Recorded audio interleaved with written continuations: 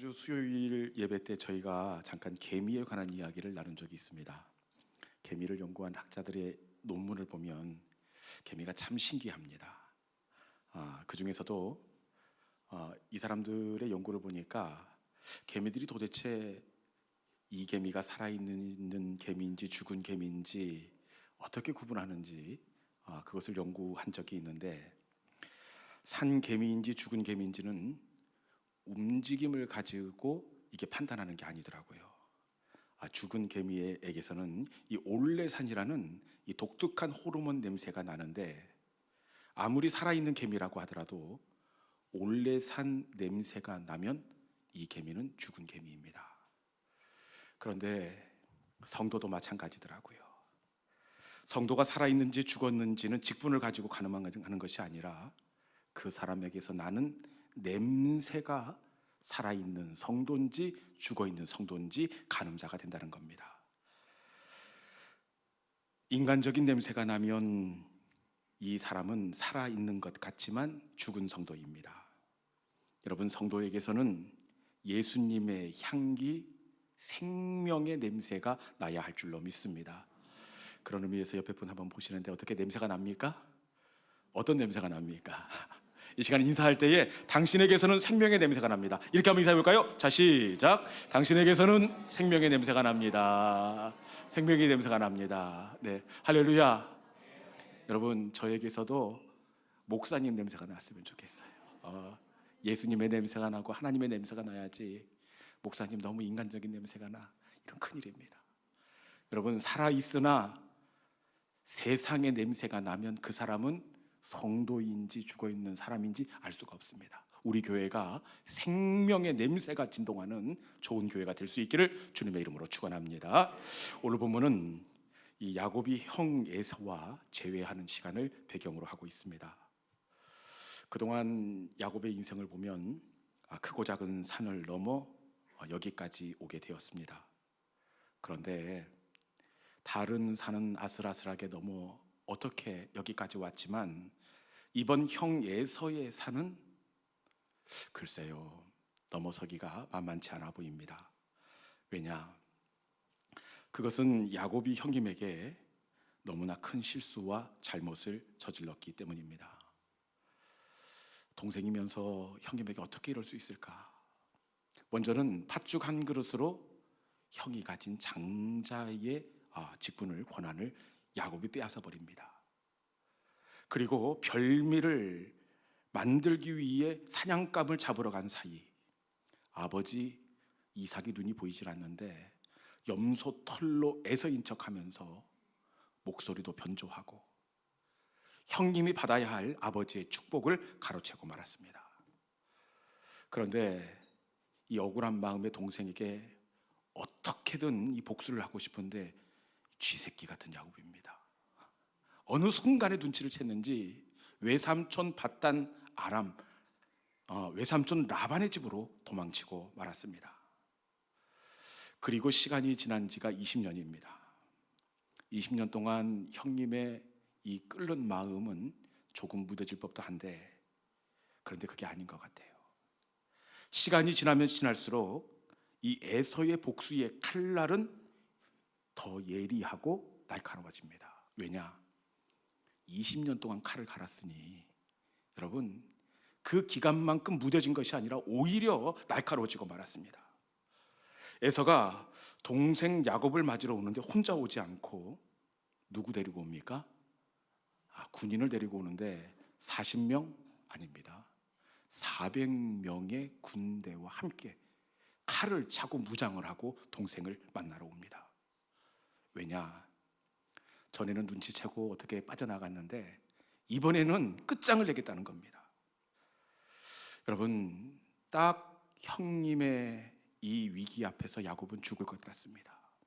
이번에는 꼼짝없이 이 산을 넘지 못하고 망할 것 같습니다.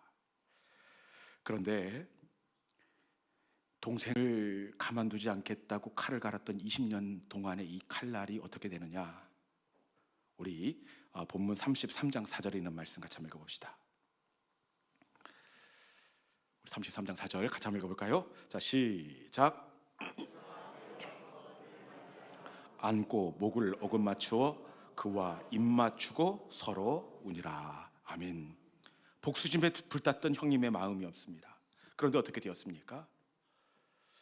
야곱이 달려갔습니까? 형님이 달려갔습니까? 형님이 달려갑니다. 그리고 그를 안고, 이럴 거라고 상상도 못했습니다.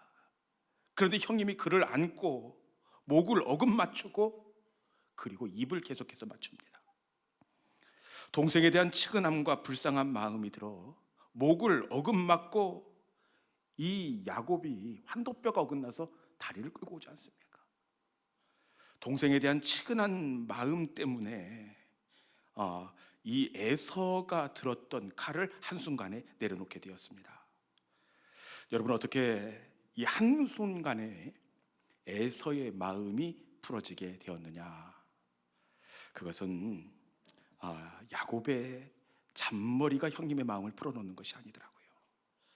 야곱의 뇌물이 형님의 마음을 되돌린 것이 아니라 하나님께서 하셨기 때문에 그렇습니다. 하나님이 에서의 마음을 만질 때 에서의 복수심은 측은한 마음이 되었습니다. 하나님이 만지실 때 에서의 분노는 동생에 대한 미안한 눈물이 되어 터져 나오게 되었습니다. 여러분, 하나님이 하시면 풀어지고 하나님이 하시면 의외로 쉽게 해결될 줄로 믿습니다. 여러분, 하나님이 하시면 됩니다. 요즘 하루가 다르게 산과 들이 빛깔을 달리하고 있습니다. 이것 마른 가지의 이파리 사람이 이게 붙여서 단다고 생각해 보십시오. 할 수도 없고 그 나뭇가지 가지 끝에 누가 올라가서 그거 다 붙일 것입니까? 돈으로도 할 수 없습니다. 그런데 하나님께서 기온을 조금 올렸을 뿐입니다. 기온을 한 4도 5도 정도 올렸을 뿐인데 없던 잎이 생기고 없던 꽃도 피어나게 되었습니다. 하나님이 하시면 쉽게 해결된다는 사실입니다. 여러분, 이 시간 하나님이 우리의 자녀들의 노력 가운데 은혜 더하여 주시면 없던 잎도 생겨나게 될 줄로 믿습니다. 은혜를 더하여 주시면 없던 꽃도 피어나게 될 줄로 믿습니다. 하나님이 우리 교회 가운데 일하여 주시면 은혜가 터지고 기적이 일어나고 성령의 능력이 나타나게 될 줄로 믿습니다. 하나님의 일하심의 은혜가 우리 가운데 있기를 주님의 이름으로 축원합니다. 하나님의 은혜로 야곱은 형님의 위협을 벗어날 수가 있었습니다. 벗어난 다음에 야곱의 걸음이 어디로 가야 합니까? 그 위기를 만날 때만 하더라도 하나님, 이 형님의 산만 넘게 해주신다면 내가 하나님을 만났던 베델에 올라가 무너진 제단을 수축하고 예배하는 사람이 되겠습니다. 그렇게 결단했습니다. 그렇기에 형님의 문제가 해결되었기에 야곱은 할렐루야 찬양하면서 베델로 올라가야 합니다. 그런데 베델로 올라가던 야곱의 걸음이 어떻게 되었느냐? 창세기 33장 18절 말씀입니다. 같이 한번 읽어볼까요? 자, 시작.